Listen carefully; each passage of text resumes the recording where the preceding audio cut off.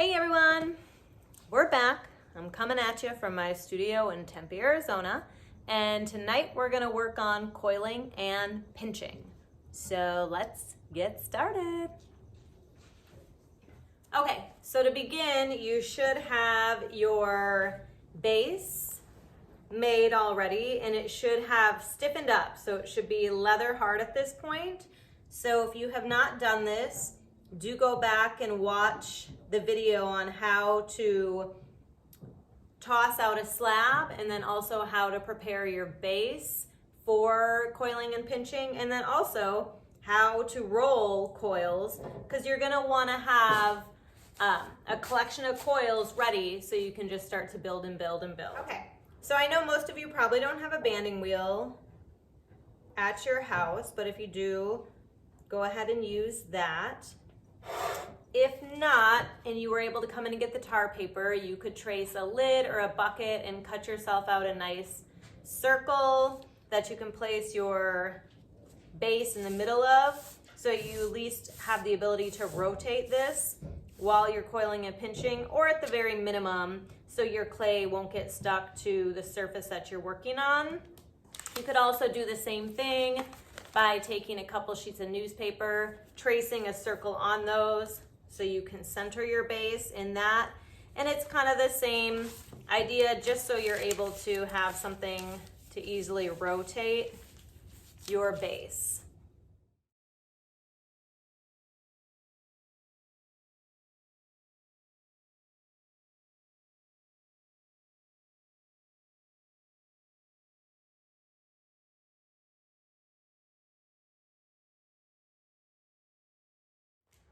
I am going to make sure that I have some newspaper down, because I'm going to be applying pressure to my base when I'm applying my coils, and I don't want to stick to the banding wheel or whatever surface you might be working on. So I'm going to need to score this outside. So I'm going to go slightly over the edge and then also onto the base, about an inch around. Okay, once you have applied slip water or vinegar all the way around your form, go ahead and grab one of your coils. And I am going to lay it just slightly off of the base, because I know I want this form to start working its way out right away. You want to slightly overlap your coils, and then taking your X-Acto, scalpel, fettling knife, or even a butter knife could work if you're at home, or a small kitchen knife of some sort. And I'm going to cut through both coils, not a straight down cut, but at a slight angle. Be mindful not to cut through your base. Then this way these will come together at that 45, or at least a beveled edge. Here are a couple examples showing you a 45-degree angle, so you have an idea of how you want to cut the ends of your coil so they fit together. You do want to make sure that you score both ends of the coil.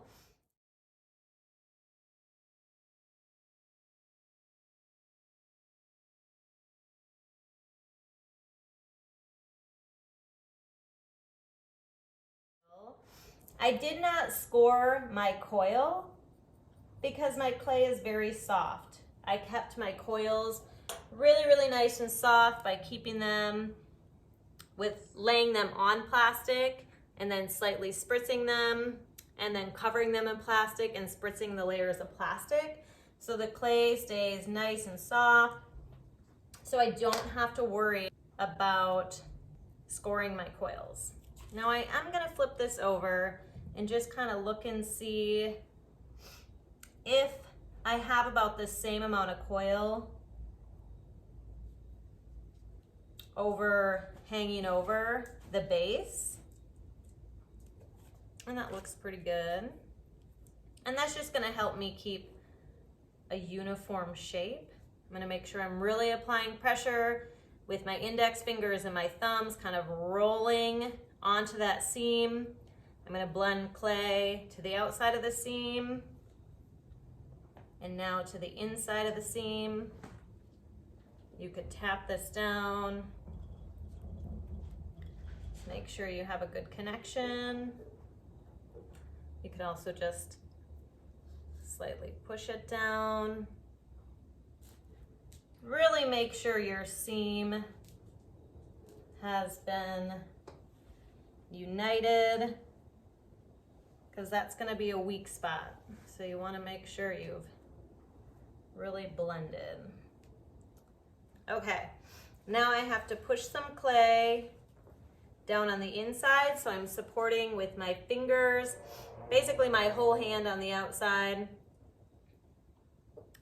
and I'm pushing down with my index finger or your middle finger, whatever finger works for you. But you want to just start blending clay down to seal this coil on the inside. If it doesn't work for you to use your finger, you could grab a tool that has a round edge that kind of looks like a finger. Even the end of like a plastic knife could work. But you just want to make sure you've secured this coil all the way around. Now I'm going to do the same thing on the outside. And for now, because this form is small, I can go ahead and just flip it over. And I'm just taking my index finger and I'm pulling clay down towards the base. My base is pretty stiff right now, so you could push clay up if it was a little bit softer. See how I'm pulling my thumb and attaching it from the base up. But like I said, my base is pretty stiff. I am able to do it. It just takes a little more muscle and it's not as seamless, so I'm just gonna pull from the coil down to the base. But feel free to do it the opposite way if your base is a bit softer than mine. I am going to give this a little bit of a bevel. You could use one of these ribs or any kind of rib that you have, or like I showed you in the past, using an old credit card that you're not actively using in your life, or an old art card or grocery store, like members card, works really well. So I'm gonna just really start to pinch this upward. I'm gonna place my fingers on the inside and my thumbs to the outside, and I'm gonna start just rolling my thumbs up my fingers with the clay in between. So I'm just really rolling, just kind of pushing my thumb up that coil while my fingers are pushing down. So like this motion. Rolling thumbs up, fingers are pushing down, and you'll see this clay starting to grow up. Now I'm doing the opposite. My thumbs on the inside, my fingers are on the outside. And really I just want the walls to end up being the same thickness as my bottom. So that's about as thin as I can go. I am going to smooth that seam on the inside that I created initially. And I am gonna add a little bit of water. This coil did start to crack a little bit. And I can see where my seam was because it got a little bit thinner. I'm not gonna worry about that right now. Okay. I'm gonna go ahead and just smooth this inside bottom and edge right now, just cleaning that up.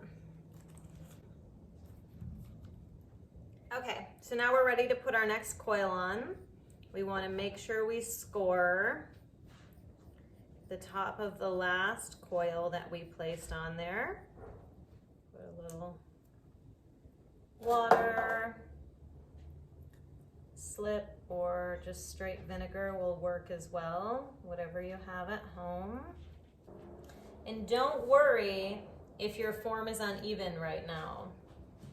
You don't need to worry about leveling it in between each coil you place. So we'll see if this one's gonna be long enough. I'm gonna try to make sure I center this.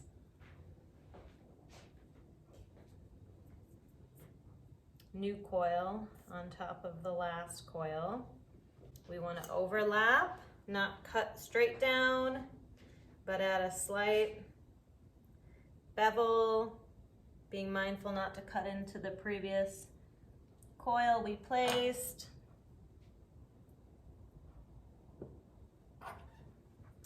Score where your seam will be. And the other big thing you want to make sure you do is rotate where your seam is going to be each coil you place. Where your seam is always going to be a weak spot. No matter how great of a job you did compressing it together. I'm gonna check and see if I seam pretty centered all the way around. I'm gonna push with my thumb and index finger to the outside of that seam. Push that clay towards the seam to really compress and secure that. Blend this, pull this clay over the seam on the outside, on the top, and on the inside, and just really work that seam to the point where you can't see it, and know that you've compressed it well and pulled a little clay to the inside of it and to the outside of it. Now I want to support on the outside and push some of that coil down to secure the inside of the coil to the form. Notice how I keep rubbing my thumb into the palm of my hand. That's just because I'm squeezing out some of that slip, and it's preventing my finger from having enough grab to pull the clay down. Hear that? Now I got to do the same thing on the outside. So I'm just gonna pushing my index finger down to pull the clay while I support with my hand on the inside. Okay, so to go out, I'm gonna start to roll the clay over my thumbs like we had done previously, but instead of doing it straight up and down, where I'm rolling my fingers down and my thumbs up, I'm gonna roll out with a slight angle outward. So I'm rolling the clay still in the same way where my fingers are rolling across my thumbs, pinching that clay up, but I'm also slightly angled out. So you'll start to see this clay start to move outward. Now you can see on the inside here where it started to separate a little bit because I didn't do the best job securing it. No big deal. I'm just gonna go ahead and take my index finger and push a little of this clay down and just seal that in. Now also, if you're not a fan of the pinch texture that you're getting, you could smooth it in more by using either a rib. The red is really a great firmness or softness rather to do the trick.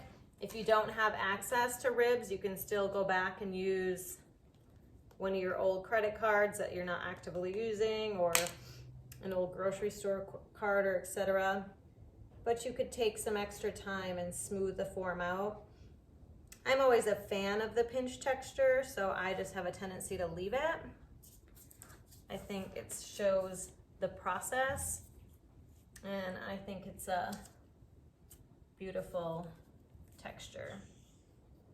Make sure you're scoring in both directions. We're making X's.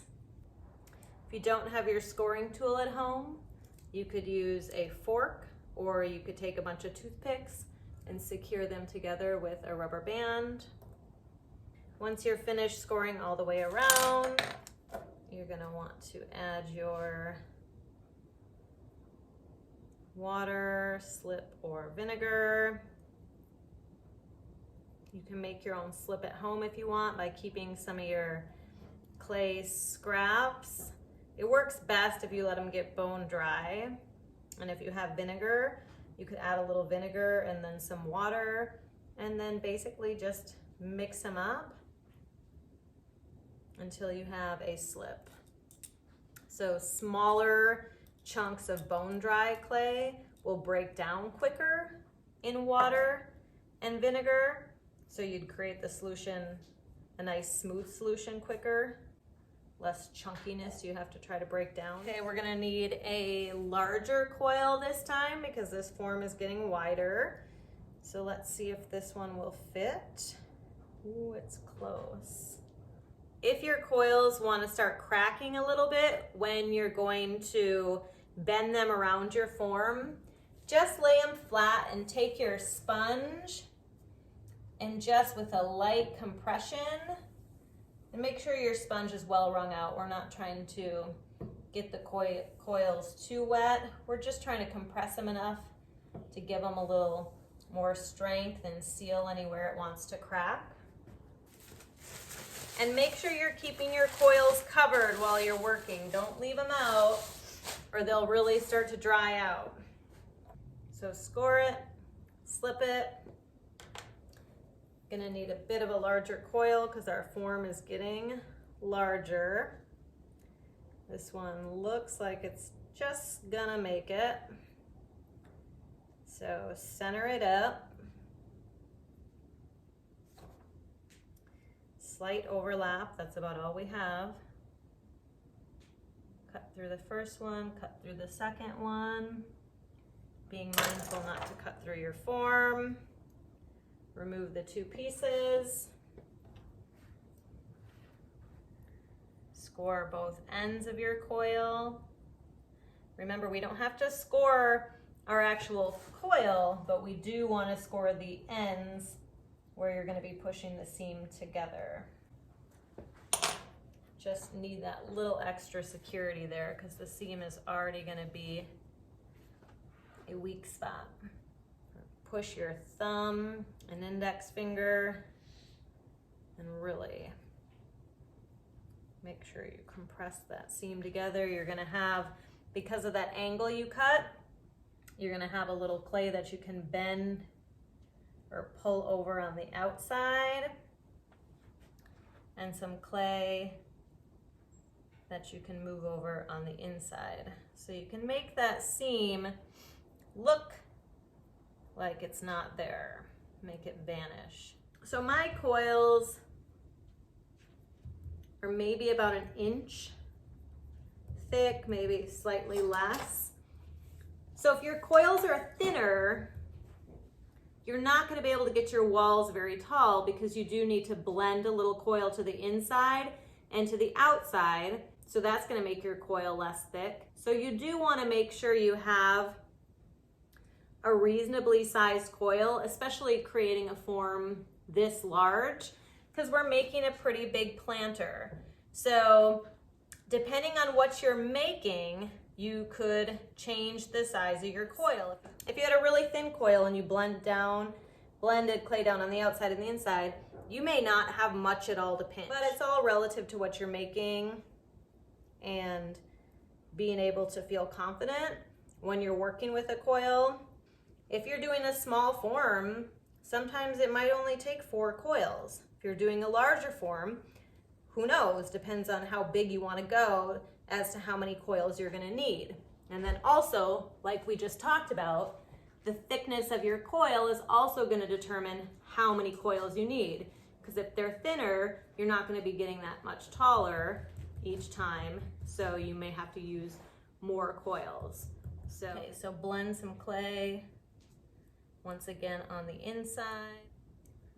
If you're using a little itty bitty coil, you might only be able to do the securing of the coil on the inside and the outside, and then an itty bitty baby pinch, because you don't want to get your walls too thin. You really want them to be the same thickness or close to the thickness of your base.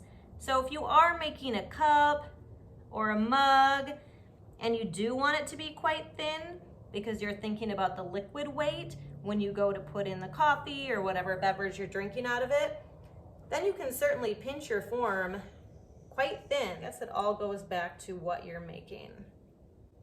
For us, currently we are making a planter, so we do want it to have a little bit of, like, more thickness than we'd want a coffee mug to have, because it's going to be holding a plant and it may be outside weathering the elements.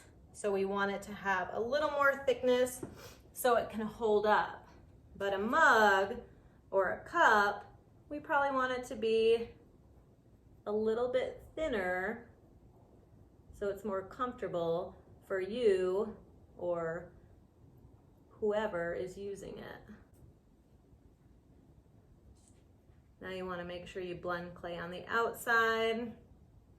You do have to be mindful when you're making these forms that there is a potential, if you keep going out, that eventually it'd want to collapse outward if you don't give it a break. If it gets too wet while you're working, there might be a point where if you want to go really far out and give this quite an aggressive belly, you may need to pause, like maybe after another coil, pause and let this bottom stiffen up a little bit so it can hold or support the weight of the additional coils you're doing. The more you compress, the stronger the clay will become, but there might become a point, depending on the shape you're creating, that you just need to pause and give the clay some time to stiffen up before you proceed forward. If that is the case, make sure that you take plastic and you cover this top coil while you're allowing this part to stiffen up, because we want this to stay nice and soft so it'll accept the next coil we put on.